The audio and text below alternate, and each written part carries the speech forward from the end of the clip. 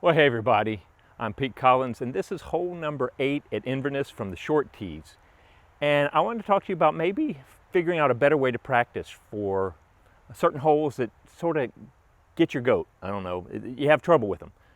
Anyway, this hole is a great opportunity to practice and to figure out the hole so that you know not only how to play the hole when you do everything right, but how to play it well and to have a game plan when you do it wrong. So what we're going to do is we're going to scout out those potential pitfalls if we miss our shots and how to recover from them, but also where we want to be landing, where we want to be aiming throughout the entire hole. So I hope that makes sense. It'll make much more sense once we get started, but we're going to go out there and I'm going to show you some ideas that hopefully will help energize your practice. So let's get out there.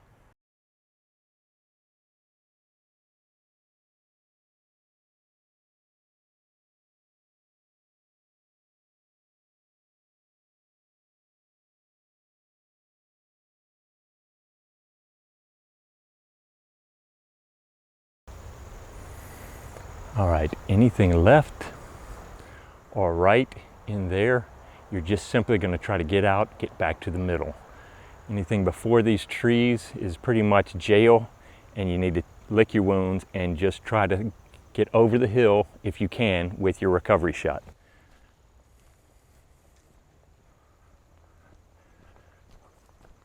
But from the tee pad, you're just trying to throw to the short basket. Even if it's in the long basket position, it's great to keep consistency and throwing the same shot, because that's going to be the ideal landing spot for the next hole. Now you get over here, you start to have some options of how far you can push it up and around the corner because you're on the right side. Whereas if you get caught up early over here, you're really pinched off. There's no way to get around the corner, so you're going to have to bail out and just try to go for that tree, or if you can do a roller or something like that, get it up by the short basket. But really anything out of the bushes on either side and down into this area beyond this big pine tree is going to be where you want to go, because now you have the course open up to give you options.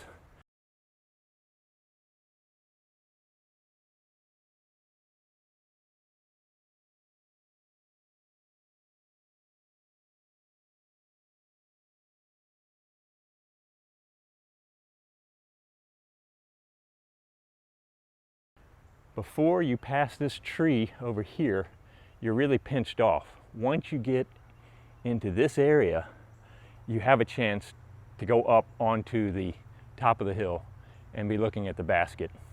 And that's what we're going to focus on in just a minute.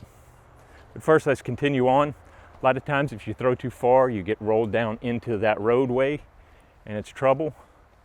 But ideally, you want to land somewhere in this area and not roll, and be somewhere near the basket.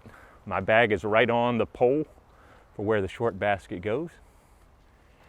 And from this area here, even though you can't see the basket, you can see the big booty tree right there.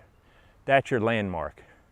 Come out here, figure out landmarks, figure out ways that you can tell where things are. For instance, I know that little tree back there behind there with the branch is going right over the basket, so it helps point me to where the basket is. All right, so from here, anywhere in here, you want to throw and just get beyond the big tree. You don't have to throw it too far, and that's where a lot of people get in trouble, because you'll notice the ground starts sloping immediately after that tree.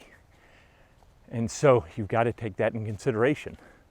If you're over here, you've got a little bit more wide open lane, but notice the ground is sloping and hard packed, and as soon as you go 6 feet past the basket into those bushes, you're really going to have a hard time getting a clear putt.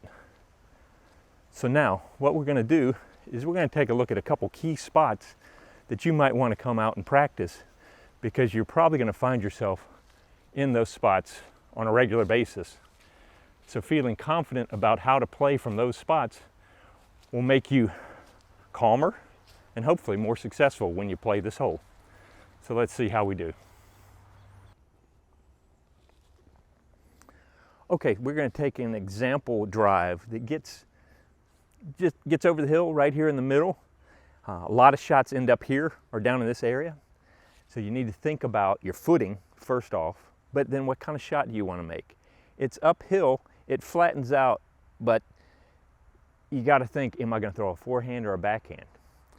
If you're going to throw a backhand, you got to think about your run up, how your footing is, and you need to practice in this area to figure out where your mistakes are. Do you tend to pull across when you go uphill? Do you tend to leave it short? That's why you need to get out on the actual hole and practice it with your whole bag, with multiple times. Go throw it, come back, do it again. Spend a good session on one hole. You might even want to put a little sign up on the tee pad, say, hey, I'm working on this hole, please give me a holler and come on through. Because you want to spend some time getting this hole down so you feel confident knowing what your game plan is no matter where the disc ends up on the hole. Okay, so I'm here, and fortunately I'm past this pine tree so I can naturally throw a hyzer. But if I was a little bit farther over, say here, I'd want to probably have to throw a forehand. Or I could do something funky, like maybe even try to do a thumber that I curl around. And this is where you have to start playing around. Bring your whole bag out. Try some crazy stuff. You might find out, oh, this is the perfect thumber angle to just take one up there, and this is going to be ugly because I haven't warmed up, but nope. Yeah, see, whatever you do, do not throw that. And see, that's good to know. One of the things I figured out as I went to throw it is my body wanted to shift over. And so you want to learn it now instead of when you're competing or playing with your friends. So I'm sitting right here. This is where I'm going to figure out my distances too. So do I throw a berg that's going to be slow? Do I have enough to get up there with that? Or do I need to speed up to like a rock 3? Or do I even need to go to something even faster that I can throw a little softer? So first thing I'm going to do, I'm just going to try the vulture because it's in my hand. And I'm going to see if I can do a natural. I'm going to aim up the hill and let it fall back. Remember, I'm aiming for, I don't know if I told you this, I'm aiming for that split tree with the little knots on it, the big booty tree. I just want to get past that and I'll have a look at the basket.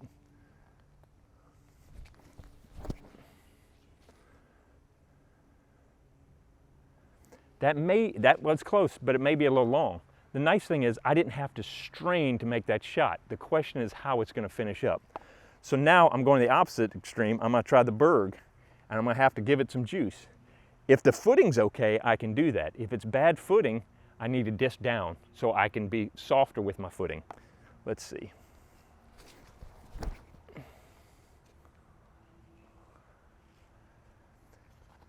And then you've got different options, like if I want to do a forehand, I feel like from this distance, I'd really kind of have to push this pig, but let's see how it does. Because the tendency here, if I'm pushing the pig, is to either curl it over or keep the nose up. Let's see how it goes. It's okay, but it's short. I need to disc up. And so I'm going to come back and I'm going to grab my T-bird instead.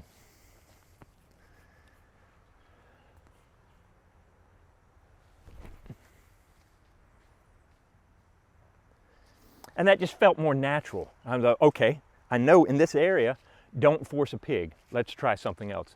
Well, let's walk up there and see how we did differently. Okay, so what I see right off the bat, I've got my T-bird came up here. Now it could have gotten a little funky ground play because of the roots. I was a little to the right, but still we're up here on the dance floor looking at it. I see my berg is right there, right by the basket. And even my pig is in pretty good shape. The thing I don't see is my vulture, which I thought I'd pinned right at the basket. And that's what you gotta learn. What's the ground like? And most people don't pay attention. This is almost like concrete right here around the base. And so anything that hits here is just gonna turbo skip. And so we're probably, oh, there I am. Not terrible, but because these bushes are getting beat up, but that's kind of a funky little putt. Let me show you. I mean, even though I can stretch out a little bit, That's not the greatest, even though I landed right near the basket. So that's a great thing to learn about where the landing zone is and how fast you need to throw your shots.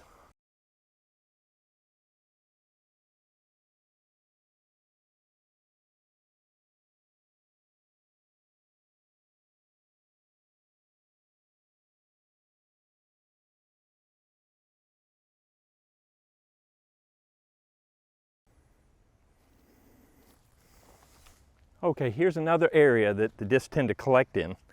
So it's a great idea to practice in this area. Now, I'm not going to crawl into the bushes and stuff for the sake of this video, but it might not do you a disservice to go practice throwing from there, throwing from back over here.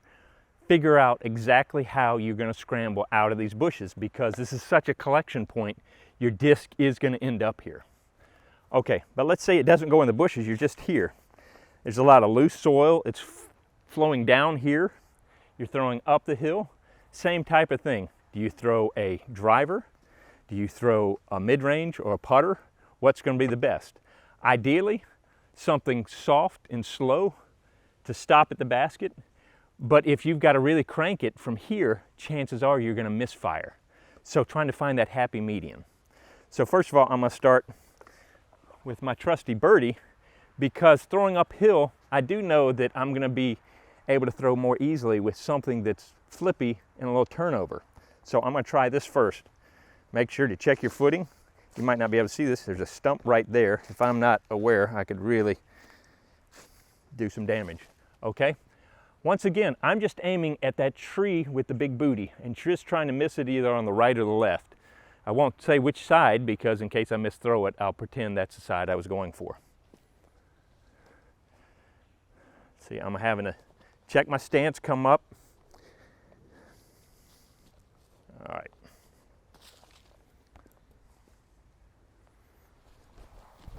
Oh, off the tree. See, that felt like a tug. That felt very uncomfortable, that I'm really going to have to work it. Just to double check, I'm going to throw the Berg too, to see if it's worth the energy expense to get that shot up there.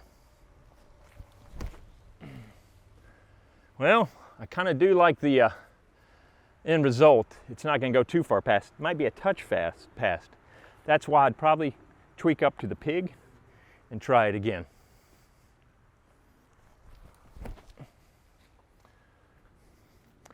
That one felt easier. I'm still worried about it running past it. You notice it crests the hill, and anything that slides past it wants to go into the woods behind it. All right, you know my trusty vector. This may be the kind of perfect in-between. Of course, you got to get it up. That's actually going to work out. It wasn't a great throw, but it's good to know. Now I'm going to try my flippy Valkyrie, and take it nice soft and let it kind of fall back, but I'm not going to have to throw real hard. Great investment on an uphill funky step.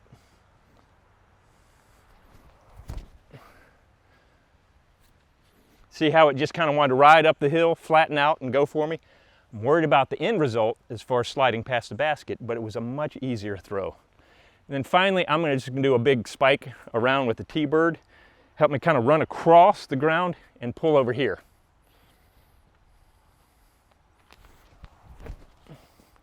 I pulled it and I threw it too hard. And those are the things you need to learn. What are you going to be able to do repeatedly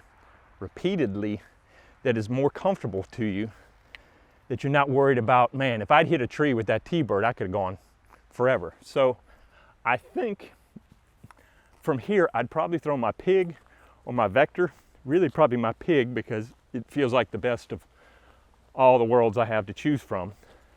But also know that I can get there with my birdie and my Berg. Anything farther down, I'd probably want to disc up a little bit. So let's see how we did. All right, that's what I was afraid of. Wet, hard ground, everything sliding past it. I got the Berg and the pig. The birdie did something funky, rolled over here, but at least they're not in the bushes completely. But you see what happened here. I've got the vector, I've got the Valkyrie, and back there is the T-bird. And nobody wants to putt from back here. Ooh, especially when you're caught on a vine. Yeah. You would rather be short than long, because look at this shot right here. That is not ideal. All right, let's take a look at one more spot. All right, here's a third area that I would practice a lot in this area. If you throw a little bit far, rolls into those bushes, so work on your hammers, your thumbers, how you can get out there. That's not gonna show up well, so I'm not gonna do that. But things trickle down into this area here. So understanding the slope, how to throw, and where to aim from here, very important. So once again, I would probably take a look at this terrain and think, I'm close enough that I can throw a forehand standstill. And the great thing about a forehand standstill on a slopey terrain is you're not as tied to the terrain. You can do upper body and keep your lower body more stable. So I would probably look at, do I have a gap to go up and over? And I do.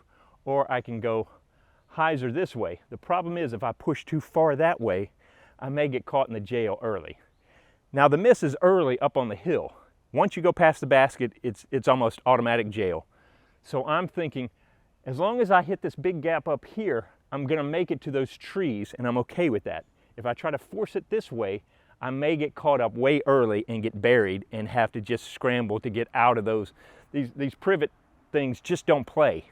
So what I'm going to do now is try to decide what the best forehand disc is for this area. And I tend to always just kind of rely on my pig as a test subject. But see, from here, I don't have to, this would feel a lot more cramped. I could do it. But for me, this just feels much more natural. And so I'm just going to try to take this up. I'm aiming for the split tree with the big booty and trying to just go near there. I turned that over a little bit and really kind of got lucky. Did a little foot fault. Y'all don't. But here's the thing. I kind of had to force that a little bit. Let me take the vector and see if I can do it with the vector.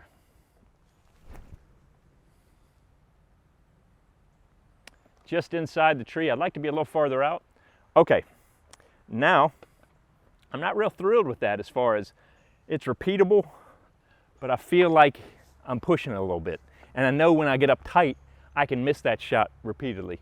So even though I said the forehand felt like the right thing, it doesn't feel like the right thing when I try it. So let's try some other things.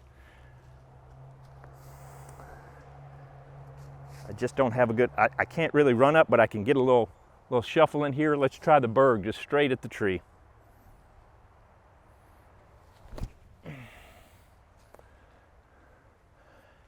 And that's good to know. I just threw a little bit past the basket, so I'm good standstill here. Let's try it with the old birdie. Yeah, notice I dropped my shoulder, pushed it off to the left. It's gonna be okay. But what I'd probably do, maybe a little bit flippy mid-range and a little softer. Don't have to force it.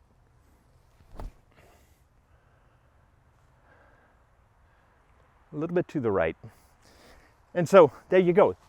I've spent, even with the camera, I've spent about 30 minutes out here, and I already feel better about what disc I would use at what spots and how far and how hard I need to throw things. And so I've already started to peel apart the chaos of this hole, so I feel much more confident in it. And I think it's a great thing to do is to pick a hole that's eating your lunch and spend a good bit of time just picking it apart and making it much more palatable for your game. The enjoyment's gonna go up, your score's gonna go down. Anyway, I hope that helps and hope to see you on the next one. Take care.